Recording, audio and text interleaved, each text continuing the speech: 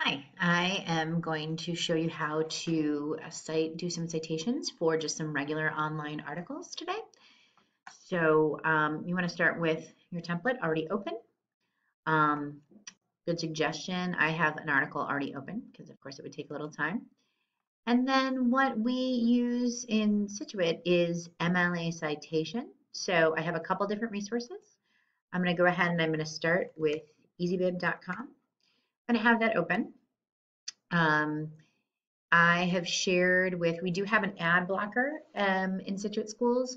So I have shared a brief PowerPoint on how to turn off ad blockers with your teachers. So that's here. It's pretty easy, but we won't include that here.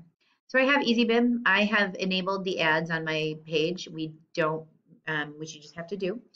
And so what I'm going to do in order to get the correct citation is I am going to copy the URL of my website, which I know is a credible website. I've looked to see that it is got all the information I would need. So I'm going to go ahead and copy that, Control C. I'm going to go into Easybib. I'm going to go with the basic website. It's set on MLA8. That's what we're going to keep. I'm going to hit Control V, and then I'm going to go ahead and I'm going to click Cite It. So it's going to take a couple minutes or a minute. They'll gather the information. Sometimes it'll say, oops, we found nothing. This time it looks like they've found something. I'm going to go ahead and I'm going to click the Cite It.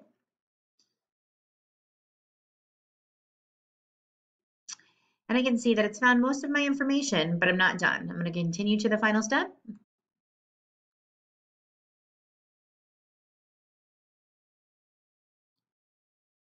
And in that final step, what I need to do, even if it looks like all the information is correct and filled out, is I need to have my article open and I need to be double checking that with all the information. So I can see up here, it says the title is Fully Self-Driving Cars Are Finally Coming to California. I go here, indeed, fully self-driving cars are finally truly coming to California. That is my article. Let's see here. Arian Marshall is my author. So I'm going to go ahead and see, did they have that correct? First name, Arian, second name, Marshall. So that works. My website title, they've included Wired and is the title and Condé Nast is the publisher. So I'm going to go back to my source. Indeed, Wired up here in the top corner is my website title. I'm going to scroll all the way down to the bottom and see if I can see my publisher, which is typically around the, permission of Condé Nast. I see that there. A lot of times we'll see a publishing sign, which says, or a copyright sign, which tells us what it is. It's typically down small in the bottom here. If I can't find it down here, or I've got one of the websites that you keep scrolling down and you never get to the bottom, I can always go, I can find an about column. Up here on this web page, I would go specifically to this up here, and I would most likely be able to find a little bit more about Wired and their information, but usually an about page would help me. All right, so I can see that those are there. That's correct. I've got my URL, which is indeed the URL at the top. Yep. And then I can see the date. It says 27th of February 2018. So I go to the date on here.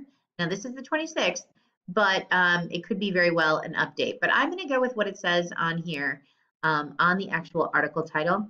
So I'm going to come here and I'm going to put 26th because that's when it says it was. So just a easy change. Then I got to go to the next step. Don't copy anything yet. I'm going to create citation. I just click that button.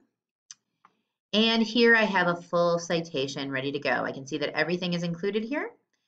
I'm going to go ahead and I'm going to highlight. I am not going to click where it says copy and paste because a lot of times it doesn't quite come out right. I'm going to copy this, Control C, go to my blank paper, Control V, and I have this here. Now, there's a couple things I need to do before it is right. I need to unhighlight it or get rid of the highlight. So luckily now that's separate. I can go ahead and I can click highlight color and then put none. So it's gotten rid of my highlight. I'm going to make sure I do that. And then the other thing I need to do is there's special indentations for citations. What I'm going to do to indent the second line, not the first line, to indent the second line, I'm going to put my cursor in Google Docs. At the end of the first line, I'm going to hit Enter, the Enter key. And now I can tab one space over. You do not indent that first line at all. All right, so I've got that. it has automatically linked my source. And so that works. It doesn't always automatically link. Sometimes you have to do put a space there, or you have to link it, and I can show you that in another session. Easybib provides you with book. You can enter the book. You'll have to do it by hand. You put the title in, it may pull up stuff. Sometimes you do have to do everything by hand with a video. So if I was doing a YouTube video, I could enter it here. Journal, database, do not enter most databases. The databases we use from Scituate Town Library, the database citations are already done. Here, there's all 59 options. So maybe you have a federal report, maybe you have a letter, let's see here, a report in general, a photograph, email. There's lots of different things. You might even be conducting an interview, and it shows you how to do that. So there's a lot of different things on here. Just remember that Easybib does not do all the work for you. You have to cross-match everything. Make sure it's there. Sometimes you won't have an author or a title. For example, if I am typing in ancient Chinese art, so I tried that earlier, and I go here to, I'm just gonna, off the top, go to this site. Now this happens to have a date and a publisher, an author. A lot of times we don't have that on a source, and so that's okay. It's okay. You can go ahead and you leave those blank, but make sure you've really searched for it because it often is there. But if we were typing in, say we're doing a report on diabetes, and we found information at the Mayo Clinic, which is a very reputable source.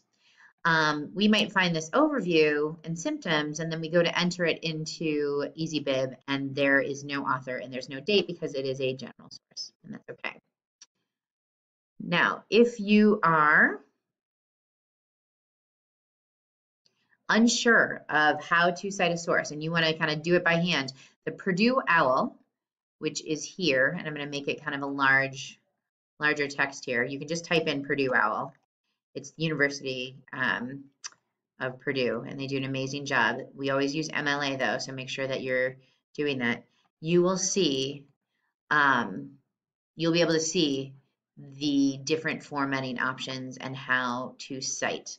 They give you what a works cited page should look like, how you should do your citations, and they really give you a lot of common sources that they have and even less specific sources. So you can go ahead and use the Purdue OWL as a great frame of reference. That should work.